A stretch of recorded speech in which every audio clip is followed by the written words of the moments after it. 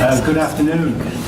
Two things. I don't have the PowerPoint, and I do have a British accent, so you're going to have to tune in a little bit.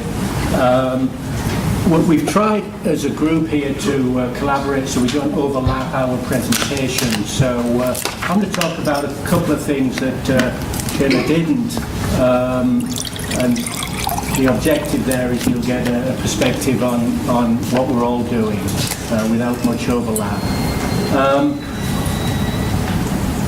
I am a finance guy, so I'll start there. The balance sheet or the cash position of the agency is important in anticipation of disaster and recovery. After a disaster or in a recovery, you can't be wondering, well, where's the money going to come from? How do we get the cash out to the site where it's needed? That all has to be kind of figured out in advance. So the financial strength of an agency really allows an agency to respond more strongly around major disaster. Hurricane Sandy impacted one of our facilities in the Far Rockaways, devastating the facility for a very challenged population. 71 people moved out, 71 people moved back in 14 months later. The bill for that entire process was $4.5 million. We're still working with FEMA, we're still working with Build It Back in a lot of places, but the financial strength of SUS allowed us to get on with it and actually remediate that building rather quickly and get the population back home quickly than we would have done otherwise. We've talked a bit about the response to disaster and huge burden on program staff and operating staff to get the buildings reopened and to deal with all the challenges and the issues that are presented to the residents and the clients. One thing that we realized is when this happens, you have to administer it well also. So we took somebody full-time from an administrative job and put them on the administrative aspects of recovering this facility, because FEMA ain't easy. New York State ain't easy. Homeland Security ain't easy. And we hadn't been through any of that before, so to shortchange the administration would have shortchanged the potential financial recovery and so on. So fortunately we got a grant from Enterprise very early on, and that allowed us to fund that administrative position, which in turn allowed us to recover the funding faster from FEMA and so on. We're still not done. It's going to probably be about August before we're complete on the $4.5 million, but we did get an interest-free loan from the Fund for the City of New York for $1.1 million. We got a grant from the Fund for the City of New York for $300,000. We had never spoken to the Fund for the City of New York before Sandy. So part of it was fanning out across the city and saying, hey, we need help. And people really do try and step up. So yes, a lot to do at the building level and the programmatic level, but also a lot to do at the managerial and administrative level. Consulting resources is crucial. We hadn't seen this before. We didn't know what our reaction and what our response should have been. And as we were rebuilding the facility really quickly, we wanted to put resiliency in place. Fortunately, we joined a work group with Enterprise that brought a lot of people together and brought expertise.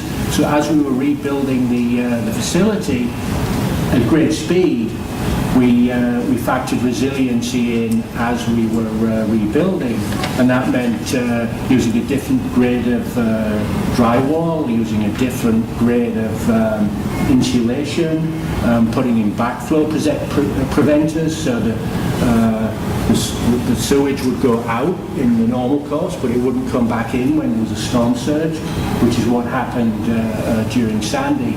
All of those things we kind of jumped on because we had experts around us, once again thanks to Enterprise who helped steer us through all of that. So what I can say is the rebuild of our Rockaways facility built in resilience, but not enough resilience. What we're also doing is a physical survey of all of our 60 buildings, either with outside consultants or by our own staff who have been trained by those outside consultants, because the outside consultants hit some of the big buildings early on. That educated our own staff to then be able to go out to the smaller buildings. We learned so much. We learned that you need to go into the basement and look at the drains in the basement. And some of these buildings are old, and some of those drains don't go anywhere. Well, seal them up. Some of those drains do go somewhere. Well, put a valve in there so they don't become fountains if the water table rises. What kind of louvers do you have on the exhausts or the ventilation for the furnace room? There is a way to, even below grade, protect utilities from storm surge with submarine type hatches and so on. So in our Rockaways facility we couldn't move the furnaces up out of danger, but we've sealed the room and we've got a submarine hatch. Floodgates go in, so when we evacuate, unfortunately all our residents are familiar with evacuation and we have full 100% evacuation when it happens, but the facilities team goes in right after that and puts these floodgates in to stop water seeping in underneath the doors and so on. If we get another Sandy, we're going to be out of that building, but we're not going to be out for a year. We're going to be out maybe for 3 months. What we learned from Sandy, because we had disaster planning, we had evacuation protocols, we had other buildings that would open up for evacuated people. What we didn't expect was that people were going to be out for a year. We kind of thought, okay, Mayor Bloomberg will call the emergency, people will evacuate, 2 days later everybody will be back in. Well, that wasn't what we had. We had to find permanent homes almost for 71 people. And 71 people rapidly outstay their welcome at other facilities when sleeping on cots in the common area. Then you're into the hotel thing and finding hotels that accommodate our population was a bit of a challenge. And then longer term housing, our people moved from the Rockaways up to the Bronx, and we found a building up there for them for about 8 months. So this is all about lots of little wins. It's not a magic single thing that fixes all of this. It's dozens of small things that improve the response and improve the defense of our buildings.